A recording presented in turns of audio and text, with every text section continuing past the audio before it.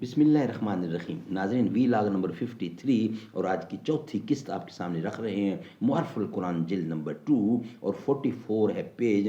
سورت آل عمران نمبر 3 اور آیت نمبر ہے 27. ناظرین، قرآن کریم کا ترجمہ، تشریح، تفسیر اور تلاوت کلام پاک ہم آپ کے سامنے رکھ رہے ہیں.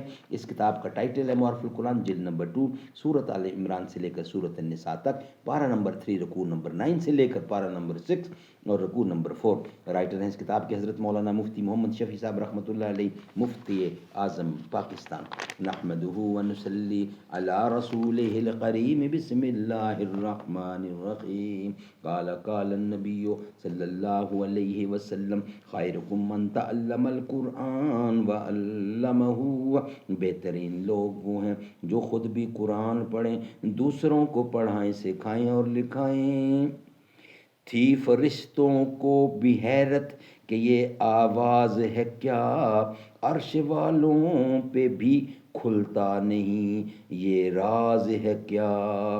تاثر عرش بھی انسان کی تگو تازہ ہے کیا، آگہی خاک کی چٹکی کو بھی پرواز ہے کیا.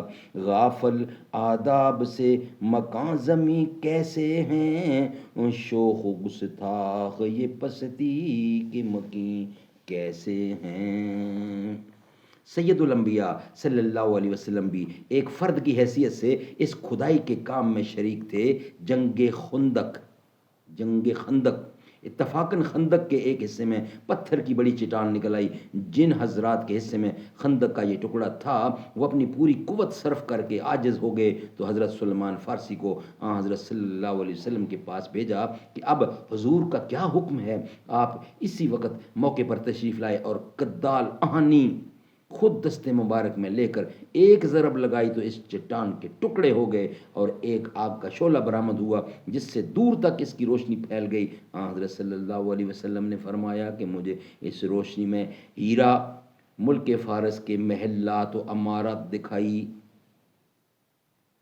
دکھائی گئی ہیں. پھر دوسری ضرب لگائی اور پھر ایک شعلہ برآمد ہوا تو فرمایا کہ اس کی روشنی میں مجھے رومیوں کے سرخ محلات و امارات دکھائی گئے ہیں.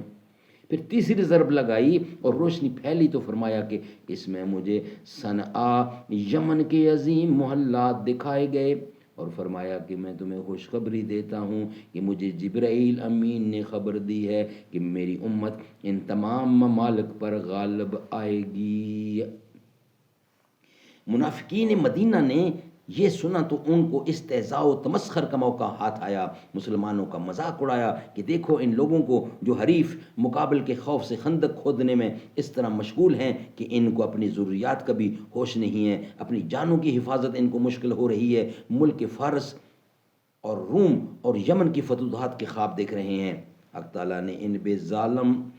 حق تعالی شانہ نے ان بے خبر ظالموں کے جواب میں یہ آیت نازل فرمائی.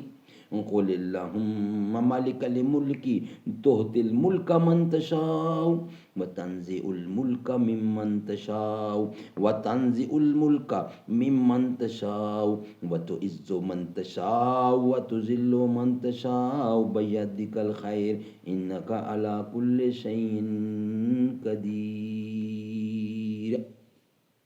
جن میں مناجات و دعا کے پہرائیہ میں قوموں کے عروج و زوال اور ملکوں کے انقلاب میں حق جل شانہ علی شانہ کی قدرت کاملہ کا بیان ایک نہایت بلیغ انداز سے کیا گیا ہے اور فارس اور روم کی فتوحات کے بارے میں رسول اللہ کی پیشن گوئی کے پورا ہونے کی طرف اشارہ کیا گیا ہے. اس میں دنیا کے انقلابات سے بے خبر قوموں کے عروج و زوال کی تاریخ سے ناواقف قوم نوح اور عاد ثمود کے واقعات سے غافل اور جاہل دشمنان اسلام کو تنبیہ کی گئی ہے کہ تم ظاہری شان و شوکت کے پرستار یہ نہیں جانتے کہ دنیا کی ساری طاقتیں اور حکومتیں سب ایک ذات پاک کے قبضہ قدرت میں ہیں.